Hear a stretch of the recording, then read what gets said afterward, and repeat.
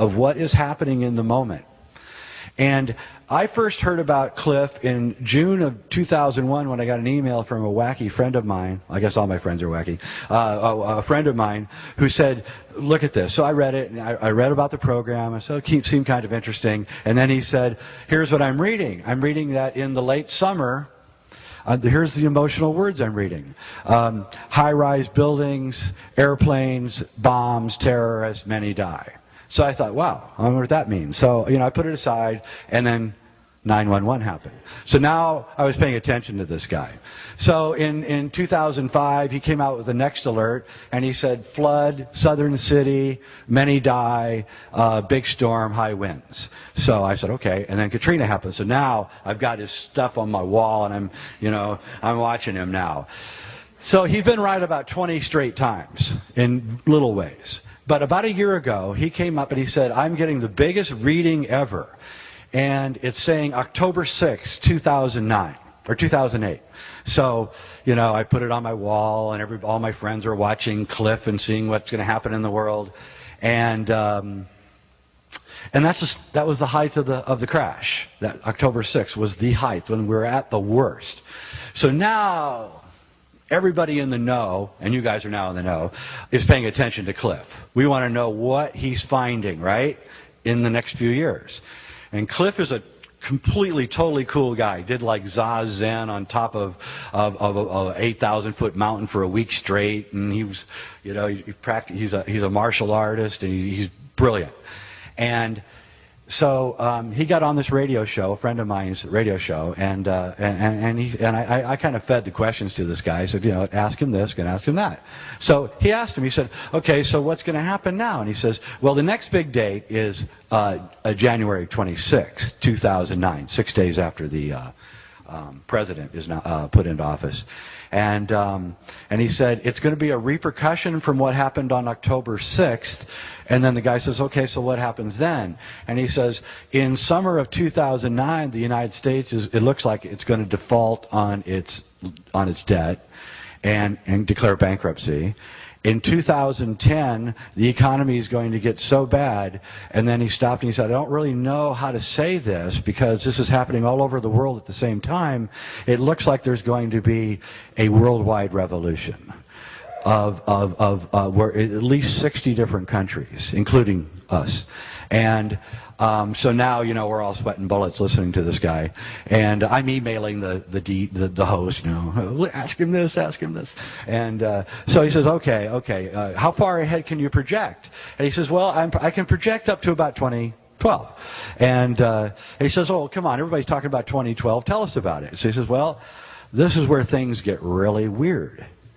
He said, there's going to be this economic collapse, and then there's going to be what he can only refer to as a revolution. He doesn't really want to use that word because he says what I'm getting is not really a revolution. It's something else, like an evolution almost. And then he said, but what's really crazy is, and I know no one's going to believe this because it's only 4 years from now, but in 4 years, reading the emotional content of what people are saying, everyone is going to be returned to the country into tribal communities by 2012, and growing your own food is going to be 80% of the work that you do every day. And this is 4 years. So I'm going, wow, this is really incredible. And it goes right in with everything that the Mayans are saying and everyone else is saying. And it's incredible. So, but there's something else going on, which is really even more amazing. And it was like Eric Gonzalez, the Mayan elder, he was talking about this is the end of the fourth sun, and the beginning of the fifth sun. And the cross of Henday accentuates the sun. It has an angry sun on the facade. And so there's this strange sun motif that's going on in all these prophecies. And about 4.5 months ago, for the first time in recorded astronomical history, the sun lost its magnetic field. Its heliosphere, it's called. Do you know what the heliosphere is? This is really cool. All right, so here's the sun. And the sun has an electromagnetic field around it. That's its heliosphere, okay? And we're here. We're here in the heliosphere. Here's the Earth, right? Here's Venus. Here's Mercury, right? We're actually in it. And this heliosphere is an electromagnetic field, and everything in all of the gamma rays and synchrotron radiation that's coming from the center of the galaxy, by the way, is bouncing off this heliosphere and really not affecting us, okay? Because we have it. It's a protective layer that the sun has that keeps us safe from radiation. That heliosphere disappeared about 4.5 months ago. There's only been one sunspot, and it was gone. Uh-oh. Hope I didn't screw this up. Oh, great. Now they're going to charge us for this one. Okay. Thank you very much, whoever gave me that. And anyway. Oh, I can get it off. Okay. So the heliosphere has disappeared, and what's going on is the Ulysses spacecraft, NASA sent a craft up called Ulysses a few years ago, and it registered the amount of particles coming into the solar system, and the particles were overwhelmingly coming into the solar system from the center of the galaxy. And so right now we're being just inundated with all sorts of things that have never, in recorded history since Galileo, have come in to the Earth. I don't know what this means. I'm just telling you that it's a weird coincidence that all these things are happening at once. For the first time in recorded history, we don't have this protective layer around us. The sun is and the analogy that I use is that the center of the galaxy is like the great goddess, and the sun is our protective father, and our protective father has kind of disappeared, and the information from the center of the galaxy is now getting through, which is eerily close to the Mayans' prophecies and their whole thing about the center of the galaxy lining up with the sun. And we don't know if any of this is actually a coincidence or what. We just know that it's happening. And so what is it, that's going on here? And it is an extraordinary event. And in alchemy, it's as above, so below. What happens in the heavens is reflected here on earth. What happens here on earth is reflected up in the heavens. So the heavens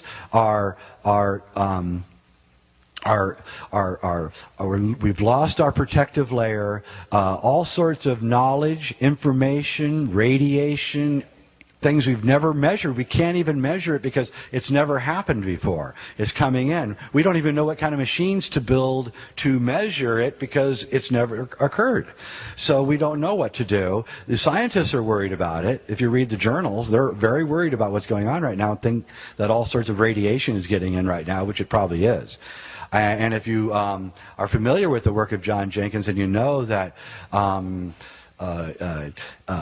genetic mutation is frequently caused by these strange power downs that the sun goes through.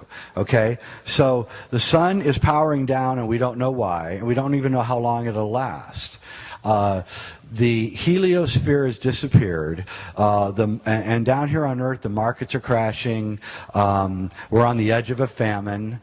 They're not here, but in India and China, and we have the greatest crisis in human history unfolding in front of us, and our politicians aren't doing anything about it.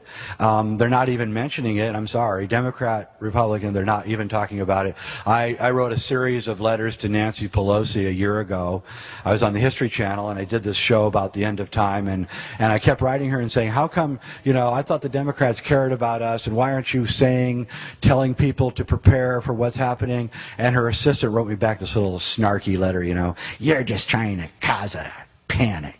And I was like, I'm not trying to cause a panic. I'm trying to tell people what's going on, and you guys have a responsibility to do it, and they're not.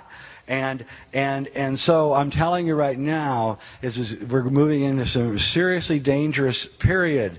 We're moving into a seriously dangerous period of time, but it's not a bad thing. This is where I differ from the gloom and doom people. I think it's a great thing. I think if we don't stop what we're doing and change our ways now, forced on us or voluntary, we're going to be extinct in 100 years. I don't think we can make it. And I think that this is almost a God's